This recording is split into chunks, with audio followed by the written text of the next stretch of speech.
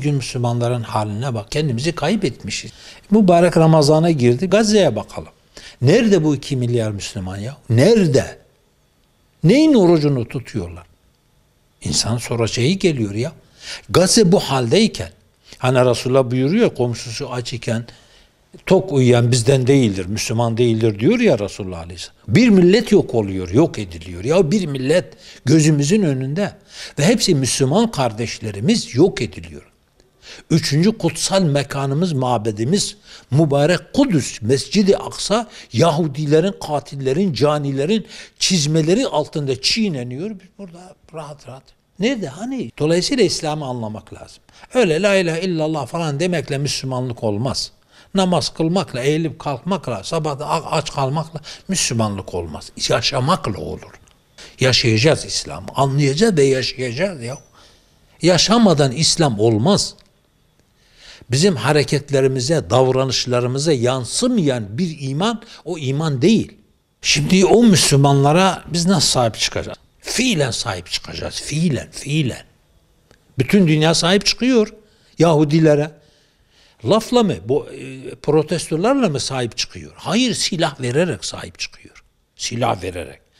Bakın Ukrayna'ya bütün Avrupa, daha dün evvelki gün bütün Avrupa ayağa kalktı. Sahip çıkacağız, silah vereceğiz sana diyor. Seni koruyacağız. Budur, sahip çıkmak bu. Hiçbir Avrupa ülkesi kalkıp protesto şu bu yapmıyor Ukrayna'yı desteklemek için. Çıkarıyor, para veriyor, silah veriyor, tank veriyor, top veriyor, uçak veriyor, SİHA veriyor, İHA veriyor, bilmem ne veriyor. Bu şekilde destek veriyor. Müslümanlar da sokaklarda protestolarla destek veriyorlar. Bunun faydası yok mu? Var. Bunun faydası var. Neden faydası var? Çünkü Hamas Batı'nın bütün değerlerini yerle bir etti. Demokrasisini yerle bir etti. İnsan haklarını yerle bir etti. Hukukunu yerle bir etti. Çünkü Batı hepsi inkar etti. Kendini inkar etti. Yani Hamas Batı'yı kendisine inkar ettirdi. Yahudileri de dünyaya tanıttı. İşte Yahudilere nasıl zalim, nasıl gaddar, nasıl insanlık düşmanı. Bakın insanlık düşmanı Yahudiler. Ya bir insan çoluk çocuğu bombalar mı? Ya bir insan hastaneleri bombalar mı? Bir insan olan birisi ilkokul, anaokulu çocuklarının okuduğu bir okulu bombalar mı? Bombalamaz ya, cani katil de olsa bunu yapmaz bir insan. Yahudiler insanlık düşmanıdır bakın.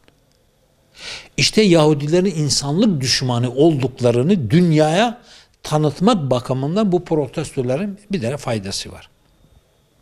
Bu protestoların faydası var. Çünkü Yahudiler artık dünya gündemine girdi. Batılılar da devletler olmasa bile halk artık Yahudileri sorgulamaya başladı. Biz bireysel o bir şey yapamıyoruz. Devletlerin yapması lazım. Bizim yapacağımız en önemli şey iktidardaki partilere, hükümetlere baskı yapmak, baskı uygulamak. Şimdi biz Siirt'te toplanıyoruz. 500 bin, 3 bin, 5, 10 bin kişi bağırıyoruz, çağırıyoruz. Evimize dağılıyoruz, gidiyoruz. Hayır. Bu 10 bin kişiyi eğer iktidar partisi kapısında bağırıp çağırsaydı, hatta 10 milyon kişi orada bağırıp çağırsaydı farklı bir boyut alırdı. Bu Suudi Arabistan halkı da öyle yapsaydı, Ürdün halkı da öyle yapsaydı, gidecek o iktidarın kapısında 10 milyon insan toplanacak. Hele bir toplantı 15 milyon Ankara'ya yığılsın, bakalım hükümet destek verir mi, vermez mi? Bu diğer İslam ülkeleri için de bu geçerli. İşte o zaman İsrail yok olacak, orada yok olacak. İsrail kim? 6 milyon nüfusu var. Bunun yarısı çocuk. Kalanların yarısı ihtiyar, yaşlı, kadın. 500 bin Siyonist var yani, yok. Ama karşısında 2 milyar Müslüman var ya. 2 milyar Müslüman nerede? Protestolar işte olmadı, olmuyor. 1,5 yıldır protestolar yapılıyor. Ne yapıyor? İşte katliama devam ediyor. Bakın İsrail Müslümanlara hakaret ede gözlerinin içine baka baka bu katliamları yapıyor. Müslümanlar yok.